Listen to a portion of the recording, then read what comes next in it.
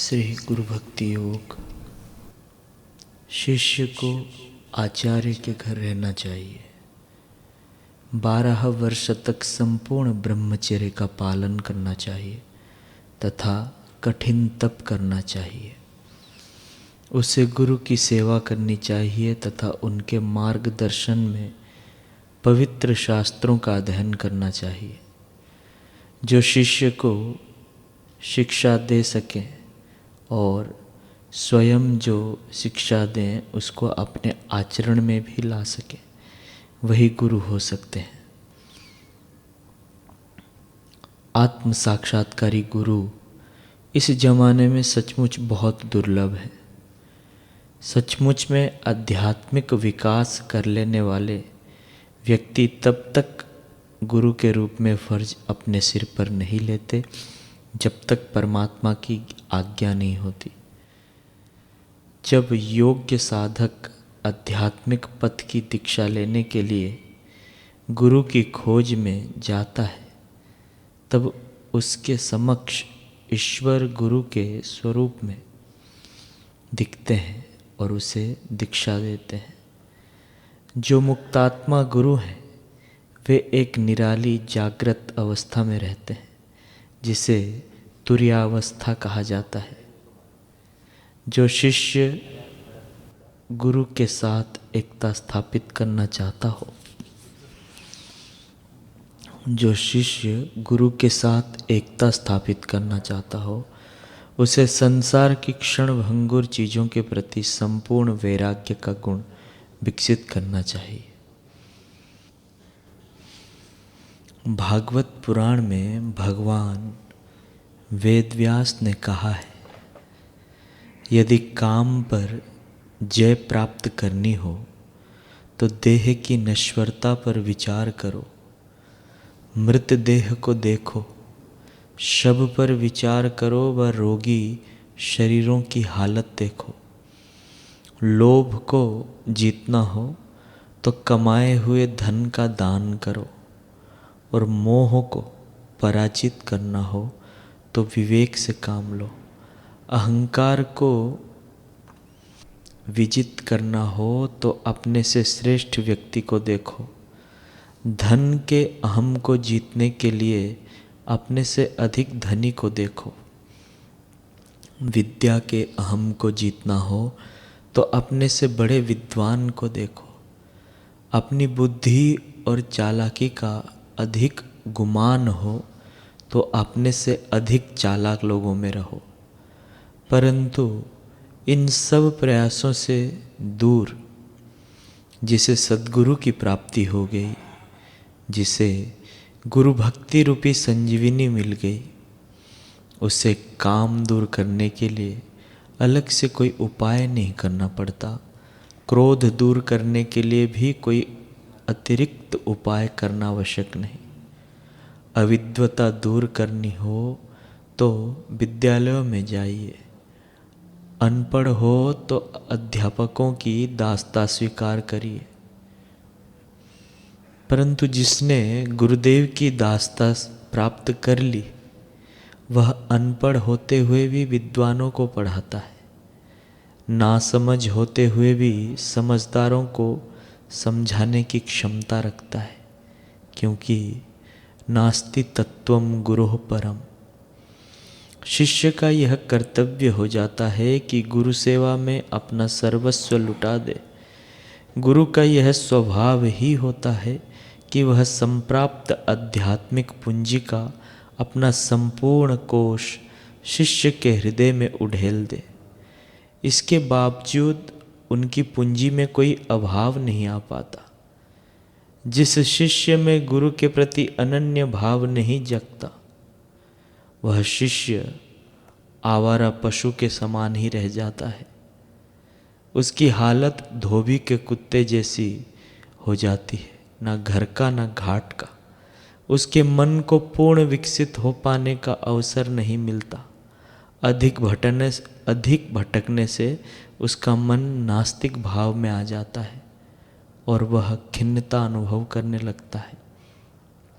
पर जिसे सद्गुरु मिल गए हैं और जो सतशिष्य बन सका है, उसके लिए परमात्मा के प्रेम भाव का झरना फूट निकलता है। गुरु प्रसाद, गुरु कृपा जब हृदय में प्रविष्ट होती है तब आह! गुरु प्रसाद क्या वस्तु होती है, यह यदि जानना हो तो किसी गुरु भक्त के हृदय में झांक कर देखिए। गुरु प्रसाद का स्वाद क्या होता है, यह यदि जानना हो तो किसी सत शिष्य के हृदय में झांक कर देखिए। तब आपको पता चलेगा देवतागण तो उस अमृत से वंचित रहते हैं जो अमृत गुरु भक्त को मिलता है। जिसे गुरु भक्त गुरु भक्ति से संप्राप्त कर पीता है, उस अमृत से योगी जन भी वंचित रहते हैं। कर्मी तो इस अमृत से बहुत दूर रह जाते हैं। कर्मी कर्म कांड की शुद्धि में तो लगे रहते हैं, परंतु हृदय की शुद्धि तो परम भाव से प्राप्त होती है। भाव के बिना वह संभव ही नहीं है, उससे वे वंचित रह जाते हैं। तीर्थों में स्नान करने से एक फल मिलता है, परंतु यदि कोई गुरु भक्त मिल जाए और उसके सानिध्य में रहें तो 4 फल मिलते हैं। गुरु भक्त के सानिध्य मात्र से धर्म, अर्थ, काम और मोक्ष, इन चारों के दरवाजे खुल जाते हैं। किसी गुरु भक्त से मित्रता करके देखिए, वह आपको धर्म के मार्ग पर ले जाएगा। उसका स्वभाव ही होता है कि वह आपको धार्मिक बनाकर ही छोड़ेगा, आपको ठूंठ नास्तिक ना रहने देगा। सच्चा गुरु भक्त आपको मिले तो धर्म का द्वार ही खोल दे। सच्चा गुरु भक्त ही संतत्व को प्राप्त होता है। संतों जैसा वेश बनाकर बैठ जाने वाले साधक संतत्व को प्राप्त नहीं होते। तीर्थ नहाए एक फल, संत मिले फल 4, सतगुरु मिले अनंत फल, कहत कबीर विचार। ऐसे कोई संत मिल जाएं, ऐसे गुरु भक्त मिल जाएं, तो हमें समझ में आएगा कि हम अब तक तो धुआं ही चाट रहे थे, पानी विलो रहे थे कि मक्खन निकलेगा। हीरों की धुन में पत्थर चुनकर व्यर्थ का भार उठाए फिर रहे हैं। ऐसे किसी विरले से भेंट होते ही कर्मकांडियों के तो होश ही उड़ जाएंगे। परमहंस रामकृष्ण देव की परीक्षा लेने एक पंडित आए। रामकृष्ण की मस्ती देखकर वे तो चकित हो उठे। उनका ईश्वरीय आनंद देखकर वापस लौटते हुए उन्होंने रामकृष्ण के शिष्यों से गदगद कंठ होकर कहा, गाड़ियाँ भरी जा सके इतने ग्रंथों का अध्ययन मैंने किया है, पर आज जाना कि मैं तो व्यर्थ बोझ उठाए हूँ। अमृत तो आपके रामकृष्ण जी पी रहे हैं और उनके कृपा प्रसाद का स्वाद आप लोग पा रहे हैं। हम तो मस्तिष्क में बोझा भरे हुए पंडित हो गए हैं। पुस्तकें पढ़ पढ़ कर गुरु बन जाने में कोई सार नहीं। ऐसे निगुरे गुरुओं की कोई आवश्यकता नहीं। आजकल समाज में ऐसे किताबी गुरुओं की बड़ी भारी भीड़ हो गई है। कोई सद्गुरु का प्यारा मिल जाए तो चारों पुरुषार्थ के द्वार खुल जाएं। धर्म, अर्थ, काम और मोक्ष के द्वारों की क्या मजाल है कि वे बंद रहें। जब कोई सद्गुरु का प्यारा आपका हाथ पकड़ ले तो निश्चित जानिएगा कि आपके लिए धर्म, अर्थ, काम और मोक्ष के द्वार बंद नहीं रह सकते। सतशिष्य का सानिध्य इतना लाभ पहुंचा सकता है, और जब यह सतशिष्य सद्गुरु बनता है तब उसमें अनंत फल देने का सामर्थ्य उद्भूत हो जाता है। ज्ञानेश्वर महाराज सतशिष्य में से सद्गुरु बने थे। कबीर साहेब सत शिष्य में से सद्गुरु बन गए थे, हो गए थे। इसी प्रकार विवेकानंद सतशिष्य में से सद्गुरु हुए थे।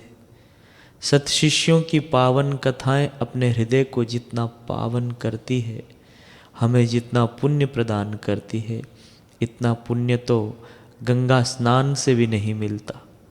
सद्गुरुओं और सतशिष्यों की चर्चा हमें जितना अमृत पिला सकती है, इतना अमृत पिलाने की शक्ति स्वर्ग के घड़े में कहाँ है?